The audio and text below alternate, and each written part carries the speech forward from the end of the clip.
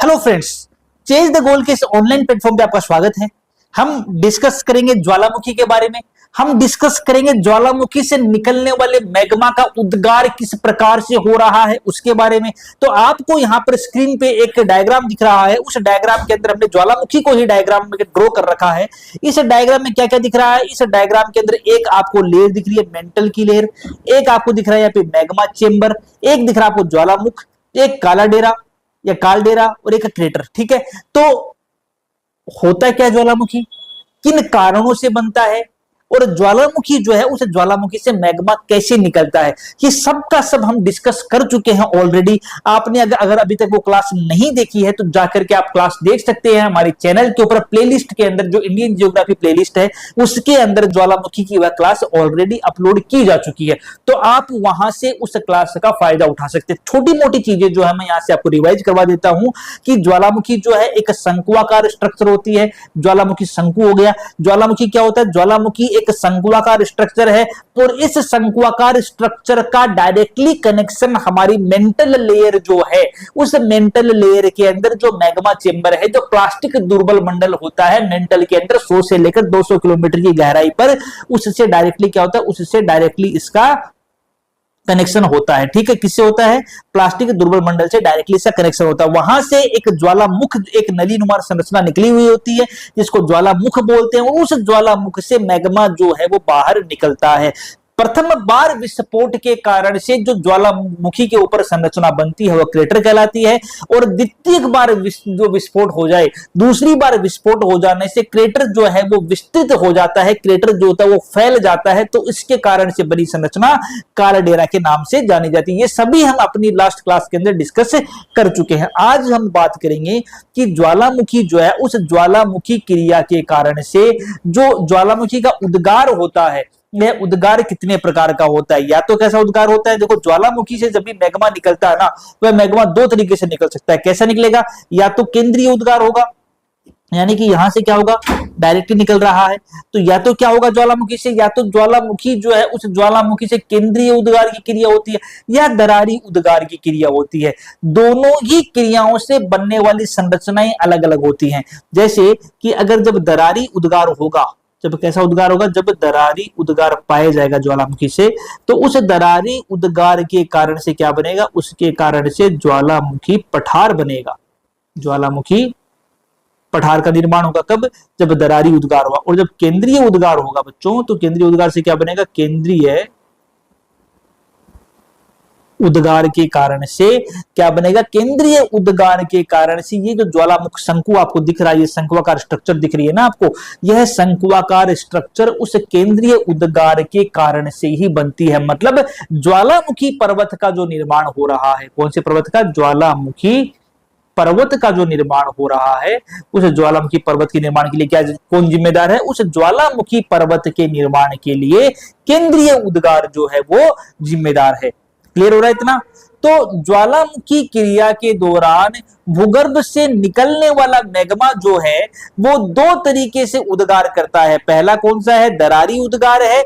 दरारी उद्गार जो होता है उसमें क्या होता है? इसमें भूपटल में जो दरार है, उस भूपटल में उपस्थित दरार के माध्यम से क्या होता है? मैग्मा बाहर निकलता है, और यह मैग्मा भूगर्भ की सतह पर आकर, समझ लो, डायग्राम से समझना चाहो तो इसका एक डायग्राम ड्रॉ कर लेते हैं।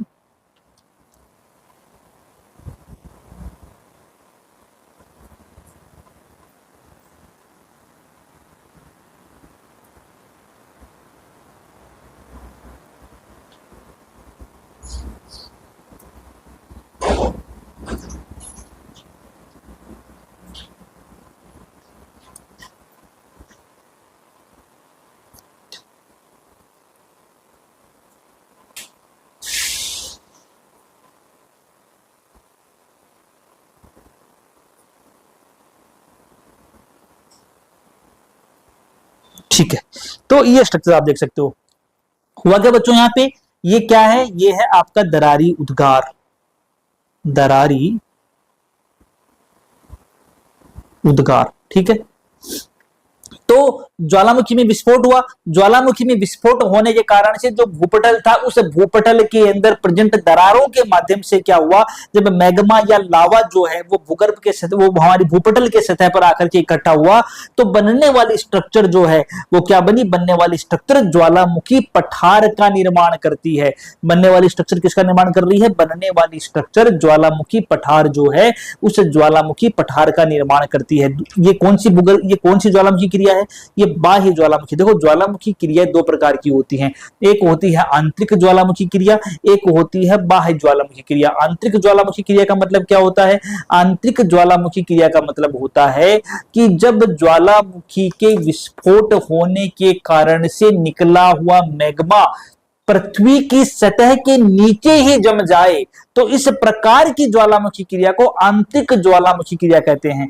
कौन सी ज्वालामुखी क्रिया कहते हैं, एक कौन सी आती है, एक आती है आपकी आंतरिक ज्वालामुखी क्रिया, आंतरिक ज्वालामुखी क्रिया। और एक कौन सी होती है, एक होती है आपकी बाह्य ज्वालामुखी क्रिया, बाह्य ज्वालामुखी क्रिया। ठीक है, दो तरीके की ज्वालामुखी क्रियाएं होती हैं, एक होती है आंतरिक ज्वालामुखी क्रिया, एक होती है आपकी बाह्य ज्वालामुखी क्रिया। तो बाह्य ज्वालामुखी क्रिया में तो निकलने वाला मैग्मा जो है वो पृथ्वी की सतह के ऊपर जमा होगा, और आंतरिक ज्वालामुखी क्रिया के अंदर निकलने वाला मैग्मा जो है वो पृथ्वी की सतह के नीचे जमा होगा। हम क्या पढ़ रहे हैं, दरारी उद्गार और केंद्रीय उद्गार, यानी कि यह किस प्रकार की ज्वालामुखी क्रिया है, यानी कि जो बाह्य ज्वालामुखी क्रिया है वो दो प्रकार की हो सकती है। कौन कौन सी, या तो दरारी उद्गार होगा या क्या होगा बच्चों, केंद्रीय उद्गार होगा, केंद्रीय उद्गार होगा। क्लियर है इतना, यानी कि आपको यह समझना है कि ज्वालामुखी के विस्फोट करने के कारण से निकला हुआ मैग्मा दो जगह पर जमा हो सकता है, या तो वह पृथ्वी की सतह के नीचे ही जमा हो जाएगा। जब पृथ्वी की सतह के नीचे जमा हो जाएगा तो उस कंडीशन को आंतरिक ज्वालामुखी क्रिया कहा जाएगा। लेकिन जब वह ज्वालामुखी का उद्गार चाहे किसी भी तरीके से बाहर आए, चाहे दरारी उद्गार के माध्यम से, चाहे केंद्रीय उद्गार के माध्यम से, लेकिन वह बाहर आकर के जब पृथ्वी की सतह के ऊपर जमा हो जाएगा, तो इस प्रकार की ज्वालामुखी क्रिया बाह्य ज्वालामुखी क्रिया के नाम से जानी जाती है। तो हम बाह्य ज्वालामुखी क्रिया पढ़ रहे हैं, और बाह्य ज्वालामुखी क्रिया के अंदर हम दरारी उद्गार और केंद्रीय उद्गार को यहां पर डिटेल से डिस्कस करने वाले हैं। मैंने क्या बताया अभी कि दरारी उद्गार एक ऐसी प्रोसेस है जिसके अंदर पृथ्वी के भूपटल में स्थित दरारों के माध्यम से या छिद्रों के माध्यम से मैग्मा जो है वो सरफेस पर आता है, और सरफेस पर आकर के एक पठारनुमा आकृति के अंदर क्या हो जाता है, इकट्ठा हो जाता है। इस प्रकार की उद्गार क्रिया दरारी उद्गार क्रिया के नाम से जानी जाती है। जो इसमें लावा होता है वह लावा क्या होता है, वो क्षारीय होता है और अल्पशिलिक लावा होता है और पतला होता है। पतला होगा तो पतला होने के कारण सतह पर फैल जाएगा। भाई जितना जो गाढ़ा होता है वो उसके अंदर फैलने की कैपेसिटी क्या होती है, कम होती है। जो जितना पतला होगा वो आसानी से क्या होगा, आसानी से फैलता है। तो इस दरारी उद्गार की क्रिया के कारण से निकलने वाला जो मैग्मा है वो क्षारीय प्रकार का, अल्पशिलिक, वह पतला होता है, वह पतला होता है। ठीक है, तो क्षारीय प्रकार का है, अल्पशिलिक और पतला है, तो क्या होगा, इस कंडीशन में वह आसानी से क्या होगा, इस कंडीशन में वह आसानी से फैल जाएगा और आसानी से फैल करके एक पठार की निर्माण करता है, पठारनुमा आकृति का निर्माण करता है, जिसको हम क्या बोलते हैं, जिसको हम लावा पठार के नाम से जानते हैं या ज्वालामुखी पठार के नाम से जानते हैं। अगर हम उदाहरण देखना चाहें तो उदाहरण कौन कौन से हो सकते हैं हमारे पास, हम उदाहरण देख लेते हैं। उदाहरण जैसे इंडिया के अंदर क्या है, इंडिया में जैसे हमारा दक्कन का जो लावा पठार है, दक्कन का लावा पठार किस कहां पर है, भारत में है। कैसे बना है, यही ज्वालामुखी पठार का एग्जाम्पल है। अर्जेंटीना में एक पठार है, पेंटागोनिया का पठार, पेंटागोनिया पठार कहां पर है, अर्जेंटीना में है। ठीक है, इसके अलावा कोलंबिया पठार कहां पर है, यूएसए में है। कोलंबिया पठार यूएसए में हो गया। इसके अलावा और भी हमारे पठार हैं, जैसे पराना का पठार ब्राजील के अंदर है। आइसलैंड पठार आइसलैंड में है। अबिसिनिया पठार अफ्रीका में है, इग्निब्राइट पठार न्यूजीलैंड के अंदर है। तो ये सारे के सारे पठार किसका एग्जाम्पल हैं? ये सारे के सारे पठार, एक दो नाम और लिख लो चाहे आप यहाँ पे, जैसे पराना पठार हो गया आपका, कहां पर बताया था मैंने? ब्राजील में बताया था मैंने, ठीक है।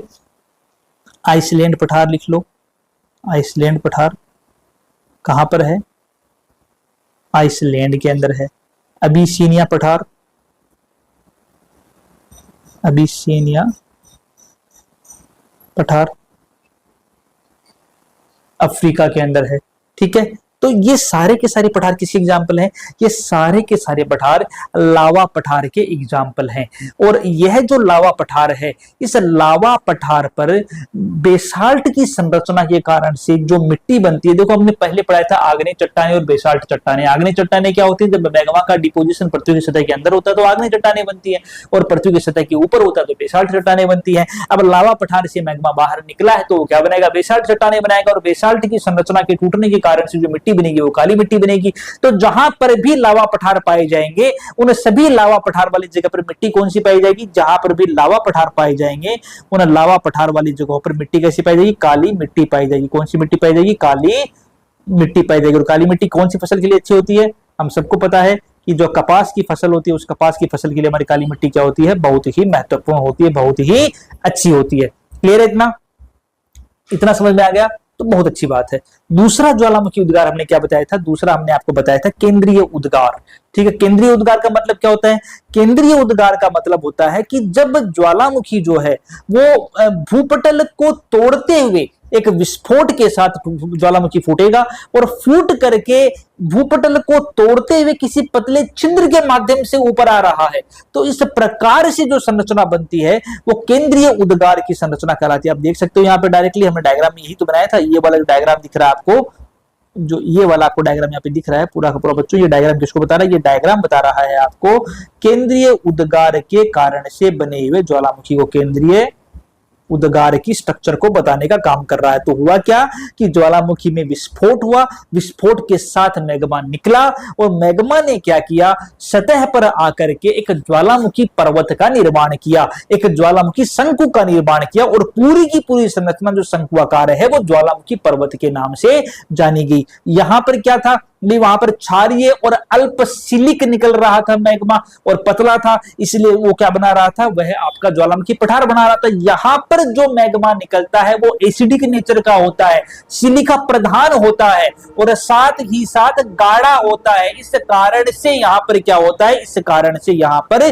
ज्वालामुखी पर्वत का निर्माण होता है। तो अगर आपसे पूछ लिया जाए कि ज्वालामुखी पर्वत कैसे बना, तो आप बोलोगे कि केंद्रीय उद्गार के कारण से बनने वाला ज्वालामुखी जो था वो ज्वालामुखी पर्वत था।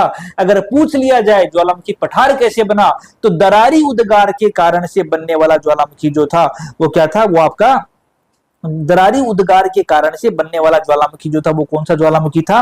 वो आपका ज्वालामुखी पठार था। ज्वालामुखी पठार के एग्जाम्पल कौन से बताए हमने आपको? ज्वालामुखी पठार के एग्जाम्पल बताए हमने, दक्कन का लावा पठार है, पेंटागोनिया पठार है, कोलंबिया पठार है, पराना पठार है, आइसलैंड पठार है, अबिसिनिया पठार है, इग्निब्राइट पठार है जो कि न्यूजीलैंड के अंदर है।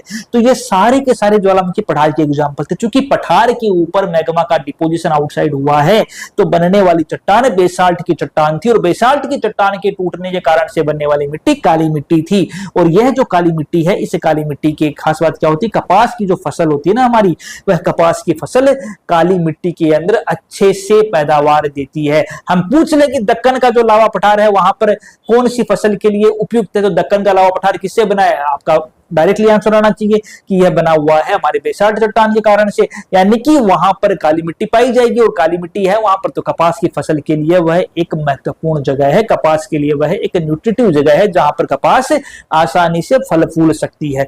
तो ये बात किसकी होगी? हमारे ज्वालामुखी की उद्गार के कारण से बनने वाली स्ट्रक्चर की। कौन सा उद्गार बना रहा है ज्वालामुखी पठार? कौन सा उद्गार बना रहा है ज्वालामुखी पर्वत? इनको हमने आज की क्लास में डिटेल से डिस्कस किया बच्चों। मुझे उम्मीद है कि जो आपको पढ़ा है वो समझ में आया होगा, और जब समझ में आया है तो आप इसको अच्छे से राइट डाउन भी कर लेना ताकि आपको नोट्स बनाने में कहीं कोई प्रॉब्लम ना आए। आज की क्लास में बच्चों इतना ही करेंगे, मिलते हैं अगली क्लास के अंदर। तब तक के लिए जय हिंद दोस्तों।